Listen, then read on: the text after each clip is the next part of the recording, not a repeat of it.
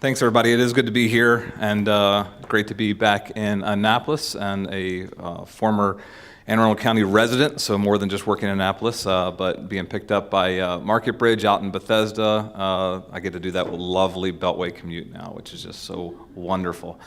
But anyway, Ben asked us to speak, myself and Ben Arnon, on some of the trends in social media and in marketing. I want to speak specifically to content marketing.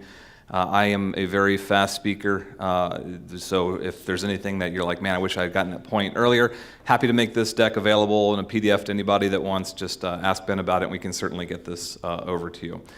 But I want to start with the concept of how search has really kind of just changed everything in the way, and I don't want to be too technical about it. I want to talk more about how kind of the consumer reacts to it. You know, how search and how the internet has just absolutely just changed everything. I mean, I know here in Annapolis, having worked here, and it's just the same in Bethesda, that, you know, it's a very common sight now to almost kill somebody because they're walking with their phone and they're doing a crosswalk and not paying attention. Everybody's looking at their mobile devices, and, you know, they're making decisions at that moment. They're not just playing words with friends. You know, people are making actual purchasing decisions based upon what Google has done to us. And the concept of how things are really kind of evolving now, if you're a marketer and you're trying to really say, boy, I'd really like to make sure that people are aware of my product, it's important to really understand now that when it comes to search, that whereas traditional marketing was always about what, you know, you're trying to answer the question, what I want them to know about me, really search, or really marketing, is evolving now into you answering the question, well, what is it that they're actually asking? As opposed to just pushing your message, as opposed to just pushing your deal or just pushing your offer, that really what's starting to take place now is that as people are starting to value search as their Q&A, the place to go to find out something about a product, you know, now the savvy marketer is trying to help them understand the answer to their question first before saying, and I might be one of the top 5 solutions to that. And so that's really what it's all about, is this question about what are they putting into that box? Not just what do I want to tell them. What are they typing in? What is it that they're trying to figure out? What is it that they're trying to solve? And so really trying to come and understand that, you know, that content marketing is the phrase I'll use. It's really evolving to this.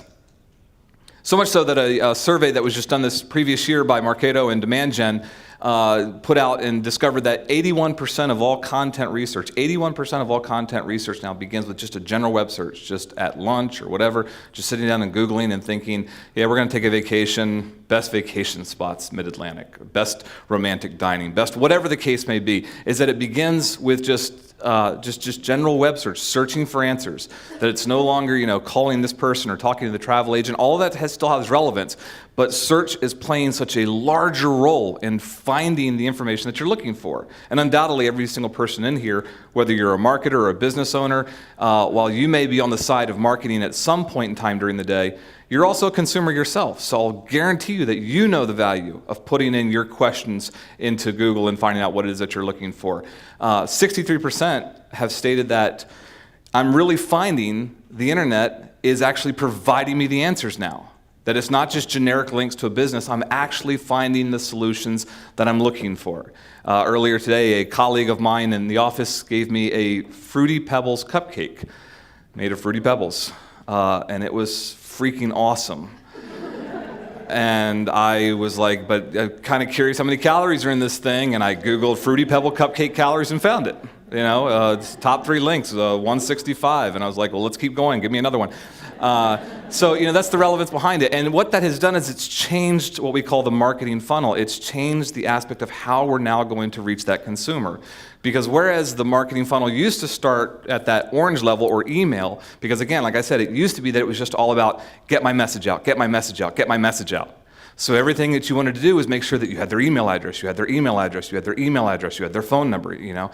The frustration with doing any kind of shopping and having the person behind the counter say, can I get your phone number? I just want to get out the door. You know, can you give us your email address? Not really interested. It's just a pair of pants. You know, can I go out the door? Because everything was about, well, we want to get our message to you. But now it's really realizing that people are using the internet to search for answers and saying, I would like to be the person to answer that for them. That if they're searching for something around my business venue, I would like to be the person to search it. So now the idea is not just, well, how smart is your email marketing system? Now the question is, well, how strong is your content management system?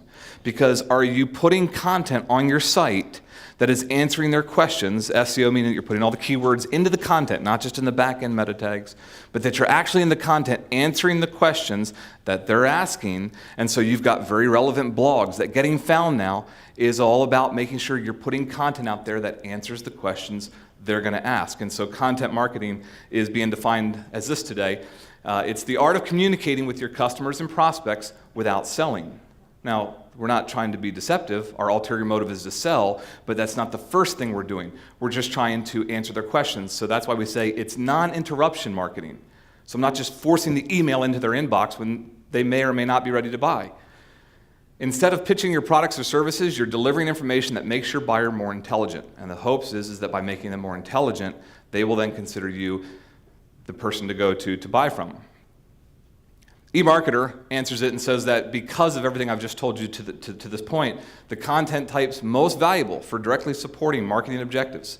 Content types, meaning that if you're going to go this route and say we recognize the value of a very strong content management system, a website, that we're answering questions in blogs and articles and pieces, and we're putting relevant information out there, not just our marketing message, but relevant answers to their questions, that blog posts rate as some of the highest, best ways to be that intelligent Q&A. You are the solution provider for them, not just in your product, but also in what it is that they're asking. And so that the relevance of understanding that blogs and having all that kind of content on your site is very, very relevant to marketing whatever it is that you are, a destination, a hotel, a restaurant, a shop, whatever the case may be. And all of this will make sense further as the program goes forward. Let's talk specifically about Anne Arundel just for a second before I hand off to my good friend Ben here coming from Google. I don't say Wildfire anymore because Google makes it sound better. But let's talk specifically for Anne Arundel. Just for the case of today, to just give kind of a sampling, this is all accurate data to the last 30 days. But for the purpose of it, I'm not trying to put anybody out. I know it's the larger Anne Arundel community. Like I said, I used to live in Crofton, so I understand the value of all the differences. But just to kind of show the relevance of the point that I'm trying to make, we did a search with my team back at Market Bridge this week, and we just put in the locations of DC, Baltimore, Annapolis, and we put in Williamsburg just for some kind of a colonial kind of competitive nature there, so it wasn't just the big Goliaths against Annapolis.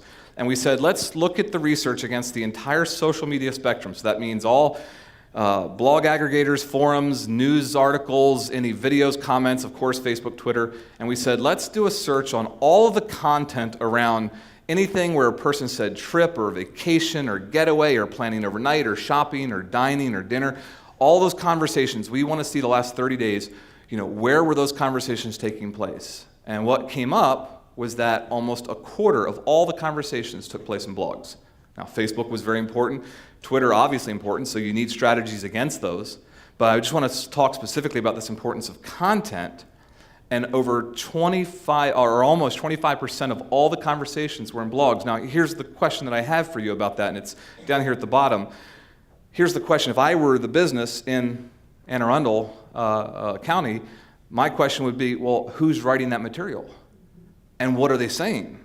Because if it's not me, I would like to know what they're writing and what they're saying. So if somebody inside that 25% is talking about the best place to eat, was my shop mentioned? If they're talking about the best place to stay, was my hotel mentioned? So the concept of understanding the relevance of these conversations taking place and saying, you know what, I want to participate. I want to own some of those conversations. I would like to contribute because I think I might have something to say as a shop owner, as a hotel owner, as a business owner, whatever the case may be. It's relevant. I just threw this slide in here towards the end here, again, because 57% are saying that they are placing more and more emphasis that as more and more people are going to search to find their answers, that also increasing is, well, I want to make sure that the source is trustworthy. Well, who's saying it? And of those, 32% have said, I'm actually willing to consider the vendor as trustworthy. I won't just think that they're trying to sell me something. If I feel that the conversation is genuine, I'm actually willing to consider the vendor as a trustworthy source to get my question answered. Whether or not I actually choose them as my product, I'm willing to consider them as a trustworthy source. One last slide here that I think is just relevant is this concept of share of conversation. Again, the same competitive set, the same concept, but share of conversation is defined very simply as How many conversations around the whole thing, and I already talked to you about the conversations around trips, vacations, getaways, shopping, all those things. Of all of that volume, the share of conversation is defined by the number of times that your brand, in this case we would say Anne Arundel or Annapolis, the number of times that your brand was mentioned simultaneously with the industry discussions.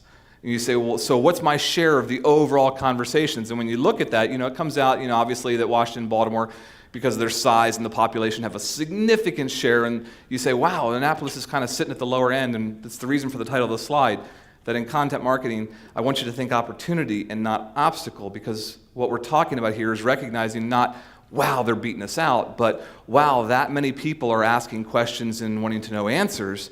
Maybe it just means we just need to involve ourselves more. Maybe it means that we just need to put ourselves out there more and really answer their questions and show them the value of what we have here in Anne Arundel County and Annapolis and all the things we have going. Maybe they just think the default is the city. Maybe they just don't know. And so these represent not obstacles, but opportunities to really get your content interjected there and really see the value grow more and more and more by, again, like I said, with content marketing. Answer their questions, don't just push the product, and by default, you'll see that return come back to you. So that kind of ends the portion here, and I'm going to turn it over straight to Ben Arnon from Wildfire Interactive, who was just acquired by Google, so now he's officially one of the Google boys. Thank you.